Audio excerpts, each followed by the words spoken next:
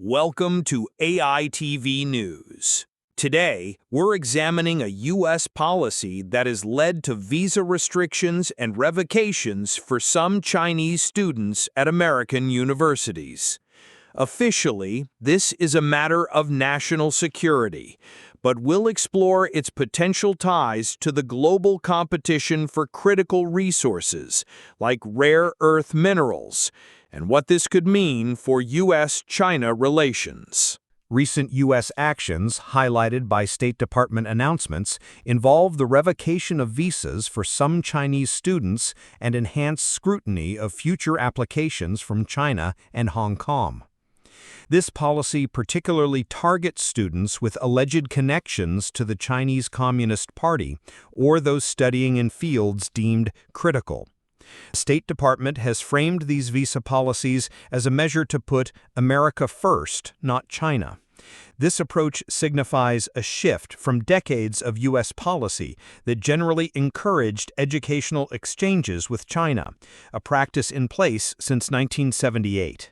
The primary justification for these restrictions is national security, aiming to counter potential espionage and protect American intellectual property. The focus is largely on graduate students and researchers in science, technology, engineering, and math, STEM, as well as other fields considered vital to U.S. interests. The policy intends to prevent individuals with links to entities supporting China's military-civil fusion strategy from accessing sensitive U.S. academic programs. This isn't entirely new. A 2020 proclamation under the Trump administration, known as Proclamation 10,043, already restricted visas for Chinese graduate students and researchers with alleged ties to China's military-civil fusion strategy. This proclamation has remained in effect under the Biden administration and has led to visa denials and revocations. However, there's a broader context: the intense global competition for rare earth minerals. These elements are indispensable for modern technology, including smartphones, electric vehicles, advanced defense systems, and green energy infrastructure. China currently dominates the global supply chain for these minerals, processing a very high percentage of rare earths, estimated to be around 85 to 90%. This gives it significant economic and strategic leverage. The U.S. is heavily reliant on China for these critical resources, importing about 70% of its rare earth compounds and metals from China between 2020 and 2023. This dependency is viewed as a strategic vulnerability, and Washington is actively working to diversify its supply chains and increase domestic production.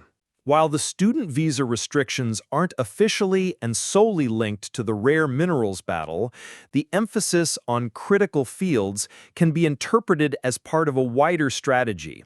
The U.S. may be seeking to protect its technological edge and prevent knowledge transfer in areas like advanced material science, which are crucial for developing and utilizing rare earth applications. The concern is that expertise gained by some students could potentially be used to bolster China's dominance in these critical sectors. This visa policy has generated strong reactions. Chinese students in the U.S. have reported feeling targeted and anxious, with some reconsidering their plans to study in America. Critics argue the policy is discriminatory and could harm U.S. research and innovation, as many Chinese students and researchers contribute significantly to the U.S. economy and its academic institutions. Historically, a large number of Chinese PhD students have intended to stay in the U.S. after graduation, contributing to the American talent pool. The Chinese Foreign Ministry has condemned the U.S. moves as politically discriminatory. The visa restrictions add another layer of complexity to already strained United States-China relations, signaling ongoing competition, particularly in technological domains where rare minerals play a pivotal role. Key questions remain about the implementation of this policy. What specific critical fields will be targeted, and how will a disqualifying connection to the Chinese Communist Party be defined and determined? The lack of clear public definitions for these terms creates uncertainty. In summary, the United States policy to restrict visas for certain Chinese students is presented as a national security measure.